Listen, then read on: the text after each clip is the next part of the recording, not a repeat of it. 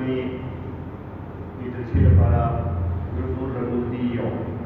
چونکې پی ډي ایم کې که تاسو وګورئ کله نه چې زموږ پارټۍ پکې شرکت شروع کړی دی او دغه کې ورو ورو په ټول ملک کې د پارټۍ یو پہچان جوړېږي لګیا دی او مګر په پکې مسلم ډېره جوړ شوې ده او ډېر هغې سره فرق راغلی دی اوس پکې نور هم چې موږ ښه کردار ادا کړو زما خیال دی د هغې به یو ښه اثر کېږي اصل که وګورو موجوده حکومت ته خلک مستحق شوي او رس طرح ته چې کوم نګرانۍ کې اضافه کېږي لګیا ده رس طرح ته چې دا کوم بې حسۍ دي مظاهره کې لګیا دي د هغې سره د عوامو مینه چې کومې تمې وې کوم توقعات هغه رس طرح ته کمیږي لګیا دي تاسو به پرون د یو وزیر تقریر اورېدلي چې هغوی خو اوس وایي چې د ګرانۍ نه بغیر دوی ترقي نشي کېدی او لا دا چلې دې ورکړی چې وایي زما صوبې ته راشئ او هغې کې یو کچه کور به تاسو ته نه ښکاري او یو غریب به تاسو ته میلولی شي نو دې نه اندازه کېږي چې د هغوی حقیقت څومره لرې دي او د عوامو ته څومره پروا ده او څه دغه دی دلته کې یو طرف ته چې موږ وګورو نو روزانه په بنیاد باندې خلک بېروزګاره کېږي لګیا دي روزانه په بنیاد باندې خلک د غربت د لکۍ نه لاندې روان دي لکونو په تعداد کې خلک چې دی هغه د غربت د لکۍ نه لاندې لاړل او لکونو په تعداد کې خلک بېروزګاره شول په دې حکومت غلط پالیسو په نتیجه کې یو معتاد اندازه دا ده چې تقریبا 15 لکه خلک چې دی صرف دې حکومت دوران کې بېروزګاره شوي دغه شان دې تقریبا 50 لکه خلک چې دی هغه د غربت د لکۍ نه نور هم لاندې لاړل نو د غربت کې روزانه په بنیاد باندې اضافه کېږي د ګرانۍ کوم دغه چې دی شرح چې ده تقریبا د 15% نه کمه په دې حکومت دوران کې نه راته پاتې شوې هغه کس دغه وزیر صاحب چې دغه کو او تقریر کو نو د مثال د یورپ او د امریکې ورته هلته ګراني ده دا هغه نه دي چې هلته کې اوس دا د ګراني چې د 3% ته ورسېدو په هغې باندې شروع کېږي زموږ دلته کې 15-18% ته رسېدلې ده او دوی چې دی دوی بیا د هغې احساس ورته کېږي او دا سره دغه غم نشته چې یاره دا د 2 وخته ډوډۍ دا خپل بچو نه راپیدا کړل دا د ډېرو خلکو اوس په دې سوچ باندې څنګه به موږ دا وخت به تېروو به د وړو قیمت کوم ځای ته ورسېدو د چینو قیمت کوم ځای ته ورسېدو د اوړه چې دی دا موږ لومړنی ځل وکتل چې ترېشر چې بند شوي دي د هغې دا میاشت نه پوره کېږي او د اوړو په قیمت کې روزانه په بنیاد باندې اضافه کېږي مخکې به دا چېرته ډسمبر جنورۍ کې به چېرته د اوړو په دغه کې به دغه کېدو خو دوی ته د هغې لحاظ سره اړو احساس هغه دغه نشته چې دا څه خلک د څه نه تېرېږي او څه نه دغه کېږي دا وایي خو په دې دغه دي چې بس په اسمبلی کې د بجټ په دوران کې حکومت د چغې وایي او خلکو ته د کنځلې کوي او ګلړبازي دې کوي دغه کوي په دې باندې ورته ځان ښه ښکاري خو په دې باندې ورته ښه نه ښکاري چې یاره د خلکو چې کوم مسایل دي چې هغه حل کړي چې کوم مقصد دپاره دغه ځای ته تللي دي چې د هغې کې د قوم څه خدمت وکړي نو دغه شی ورته دغه نه ښکاري نو دا د دې حکومت د بې حسۍ دغه دی یو مثال دی او دې لپاره پکار دا ده چې موږ زیات نه زیات خلکو سره رابطه وکړو زما به دا یو تجویز وي چې یو خو څنګه چې شیربهار خان وویل چې یاره کور په کور ګرځېدل به غواړي چې د جلسې نه موږ لګو خو سره کې یو پمفلېټ هم تاسو چاپ کړئ هغې کې د ګرانۍ او دې شیزونو باندې لږ دغه وکړئ چې دا دغه چې بهی دا جلسه چې موږ کوو دا پی ډي ایم دا تحریک چې چلو دا د عوامو د مسایلو د حل لپاره موږ دغه کوو او دغه باندې چې هغه تقسیم کړي نو لږ په خلکو کې د هغې سره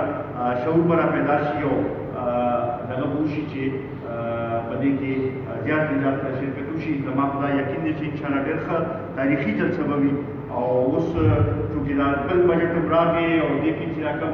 دوی کارنامې وکړي نو دا خلکو کې نور مایوسۍ کې به اضافه شوي او دې سره به دې جلسې کې به خلک راضي به او جوک تر جوک به په دې کې شریک کېږي به دې سره سره پرون که بعضې ملګرو کتلي موږ پریس کانفرنس کړو په صوبایي بجټ باندې او په هغې کې یو ایشو موږ ورڅخه کړی چې هغه زما خیال زموږ د ټولې صوبې ایشو دا هغې یو زموږ د صوبې لپاره ډېر لوی اهمیت دی هغه د نوې چې کوم دوی الکټریسټي پالیسي چې ده هغه پرونه پورې خو پروپوز وه پرون ماښام دي هغه منظور هم کړه او لاګو یې کړه د هغې موږ مذمت هم کوو او موږ دا ګڼو چې دا د صوبایي مختارۍ سره زیاتې شوې دي دا خصوصا زموږ د صوبې سره ډېر زیاتې دي یو خو دې پالیسۍ کې چې دی د آئین خلاف ورزي په دې باندې دوی کوي چې د آئین آرټیکل 157 چې تاسو وګورئ هغې کې دا ویلي چې وفاق که صوبې کې څه منصوبه شروع کوي او خاص کر د بجلی په حوالې سره څه منصوبه شروع کوي نو مخکې به صوبه په اعتماد کې اخلي د هغې نه پس ته به هغه منصوبه شروع کوي دوی په دې پالیسۍ کې وایي چې وفاق کم ځای کې باډي منصوبه شروع کولی شي او په هغې کې صوبه اعتماد کې اخیستل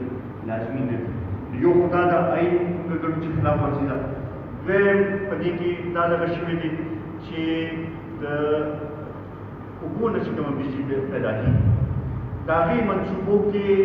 دوی ورسره ټرانسمیشن کاسټ انوالو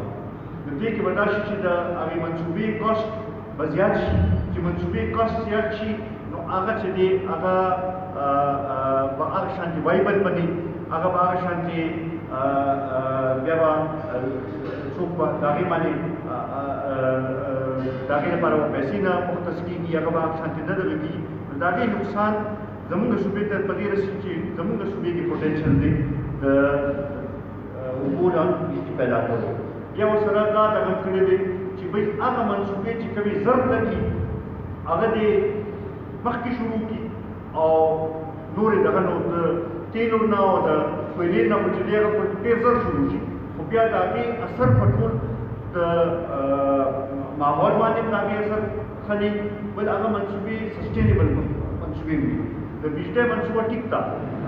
د اوبو د چې کوم بجلي پیدا کېږي هغه منصوبه لږ ټایم زیات اخلي خو دا دی چې د هغې ماحول باندې هغه شانتې د هغې منفي اثرات هغې شانتې کم او بل دا چې هغه ارزانه بجلي وي